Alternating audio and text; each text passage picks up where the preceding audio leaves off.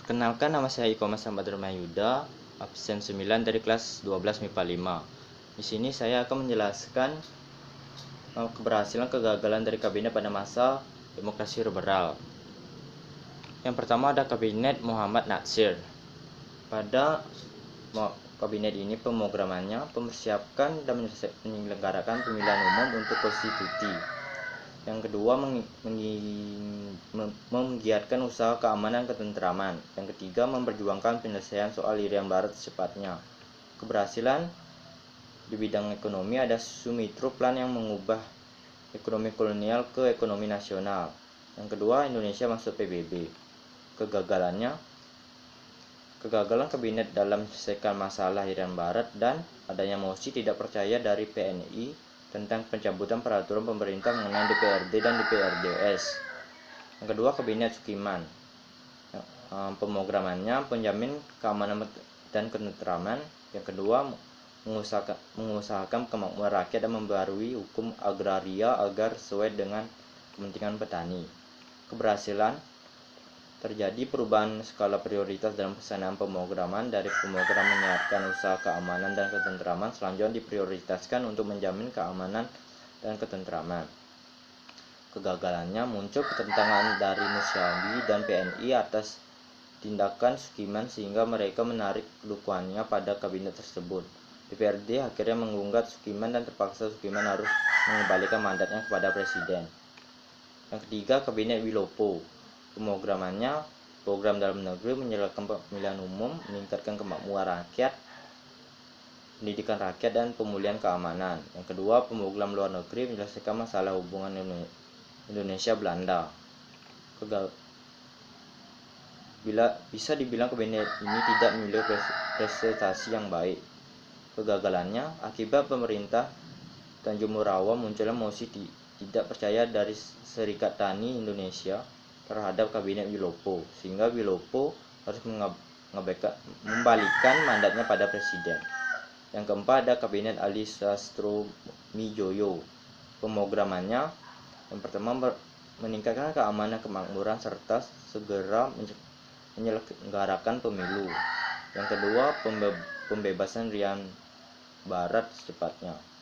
Keberhasilan: 1. Mempersiapkan pemilihan umum untuk pemilihan anggota parlemen yang akan diselenggarakan pada 29 September 1955. Yang kedua, menyelenggarakan KA tahun 1955. Kegagalannya, NU menarik dukungan dan menterinya dari kabinet sehingga keretakan dalam kabinetnya inilah yang memaksa Ali harus mengembalikan mandatnya pada presiden.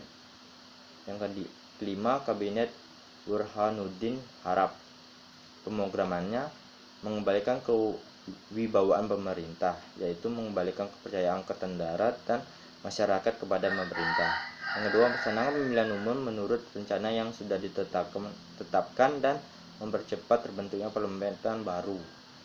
Yang ketiga, masalah desentralisasi, inflasi, pemberantasan korupsi. Yang keempat, perjuangan pengembalian Irian Barat.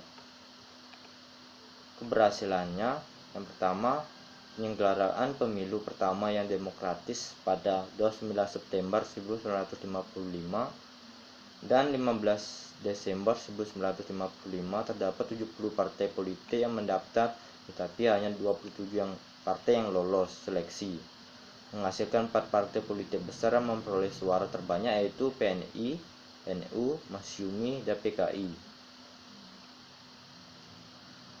Yang kedua, perjuangan diplomasi menyelesaikan masalah Irian Barat dengan pembubaran Uni Indonesia Belanda. Yang ketiga, pemberantasan korupsi dengan menangkap para pejabat tinggi yang dilaksanakan oleh polisi militer. Kegagalannya, dengan berakhirnya pemilu, maka tugas kabinet Burhanuddin dianggap selesai. Pemilu tidak menghasilkan dukungan yang cukup terhadap kabinet sehingga kabinet pun jatuh.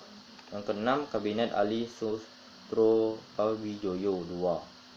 Pemrogramannya disebut rencana pembangunan 5 tahun. Yang pertama, perjuangan kembalian Irian Barat. Yang kedua, pembentukan daerah-daerah otonomi dan mempercepat terbentuknya anggota-anggota DPRD.